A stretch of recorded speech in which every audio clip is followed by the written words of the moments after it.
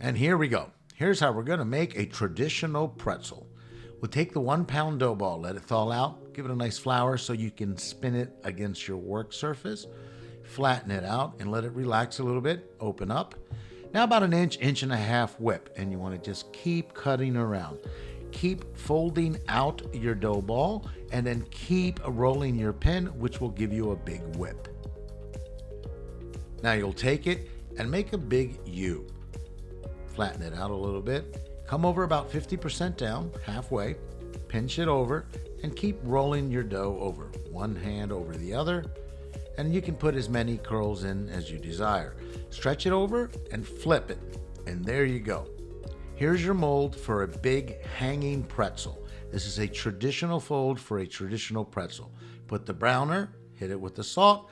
Now I put it in the oven, and after it's done baking, there you go.